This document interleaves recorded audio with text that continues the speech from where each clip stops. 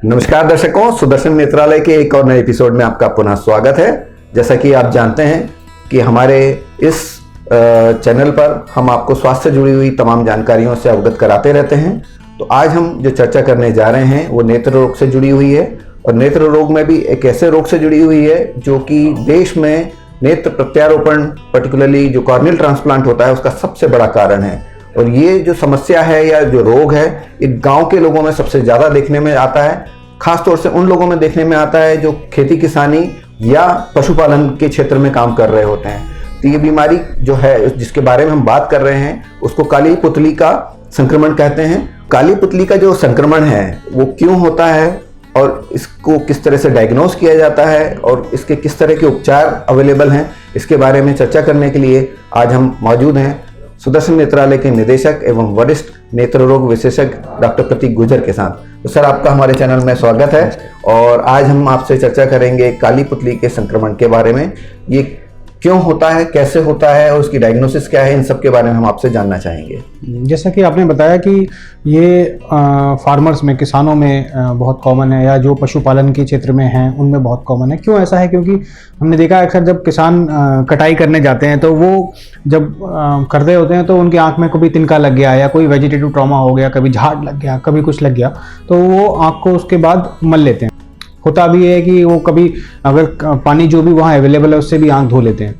तो इस प्रक्रिया में उनके आंख में इन्फेक्शन चला जाता है, वो इन्फेक्शन धीरे धीरे करके पनप जाता है। इसी तरह जब पशुपालन के क्षेत्र में जो लोग हैं वो अगर दूध निकाल रहे हैं गाय का, भैंस का, तो गाय भैंस की पूंछ से भी ये बहुत कॉमनली इन्फेक्शन आंख के अंदर चला जाता है कि पूंछ लग गया उनको और उसके साथ ही वो इन्फेक्शन भी अंदर चला गया। ये इन्फेक्शन बैक्टीरियल भी हो सकता है, ये फंगल भी हो सकता है। जो हमें बहुत कॉमनली देखने को मिलते हैं वो फंगल इन्फेक्शंस भी बहुत कॉमनली बैक्टीरियल इन्फेक्शन के साथ देखने को मिलते हैं। जी, तो इसमें शुरुआती चरण में किस तरह की समस्या आंखों में देखी जाती है? जब ये इन्फेक्शन हो जाता है आंखों में तो मरीज किस तरह की शिकायत करता है? सबसे शुरू में व्यक्ति को हल्का किरकिरीपन लगेगा कि आंख में कुछ चला गया है मेरे, जिसके लिए वो आंख मल लेते हैं ज़्यादातर। उसके बाद थोड़ा आंख लाल होना, धूप ना देख पाना, आंख से पानी आना, दर्द होना, ये शुरू होता है। जब इन्फेक्शन बढ़ता है तो व्यक्ति को काली पुतली के ऊपर सफेदी भी नजर आने लगती है और फिर रोशनी धीरे धीरे करके कम होने लगती है। इस तरह से लक्षण बढ़ते हैं। जी, तो डॉक्टर साहब, इसमें अक्सर ये होता है कि जो लोग भोपाल या किसी भी जिला केंद्र रहता है उससे दूर अगर रह रहे होते हैं तो वो कोशिश ये करते हैं कि उनको शहर जाने की जरूरत ना पड़े और वो स्थानीय रूप से ही अपने उपचार करने लगते हैं। तो किस तरह के उपचार करने के बाद ये आपके पास आते हैं? ज़्यादातर हम देखते हैं जो ग्रामीण क्षेत्र के लोग आते हैं वो जो इलाज करते हैं उसमें ऐसा होता है कि वो कभी दूध डाल लेते हैं आँख के अंदर, कभी शहद डाल लेते हैं आँख के अंदर। कुछ लोग गरम रॉड को गरम करके दाग लेते हैं, चेहरे पे दाग लेते हैं ताकि वो इन्फेक्शन वहीं रुक जाए, इस तरह के सोच रखे। तो इस तरह के इलाज वो यूजुअली कर लेते हैं, जिससे फ़ायदा होने की जगह वो केस और बिगड़ जाता है।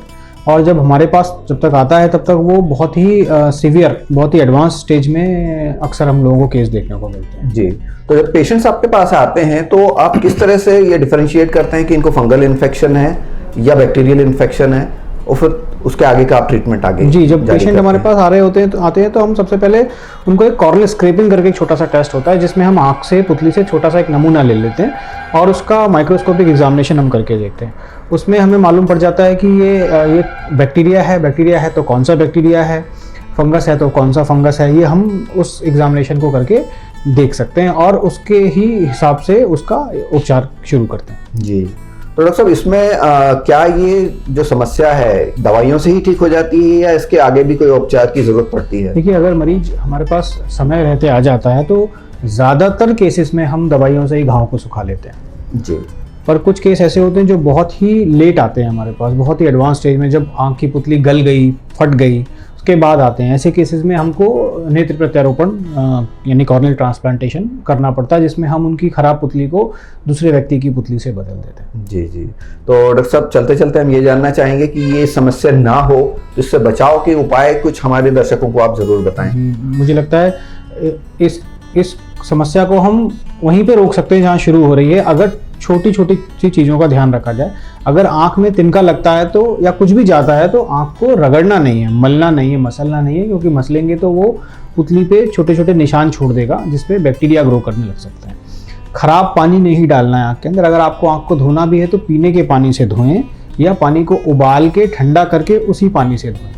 अगर आपको इससे आराम नहीं मिल रहा है तो आप प्राथमिक स्वास्थ्य केंद्र पे जाके डॉक्टर से दवाई लें, सीधा केमिस्ट के पास जाके दवाई ना लें। अगर वो आप स्टेरॉयड ड्रॉप डाल लोगे आँख के अंदर तो बीमारी बढ़ जाएगा।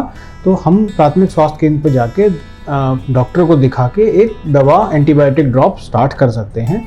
यदि इसके बाद भी 2-3 दिन में आपको आराम नहीं मिल रहा है तो मुझे लगता है कि आपको एक कॉर्निया स्पेशलिस्ट को दिखाने की, नेत्र रोग विशेषज्ञ को दिखाने की ज़रूरत है और तुरंत जाके इलाज कराने से ज़्यादातर मामलों में हम दवाइयों से ही इसको ठीक कर लेंगे। जी, तो चश्मे का इस्तेमाल की भी सलाह आप देंगे?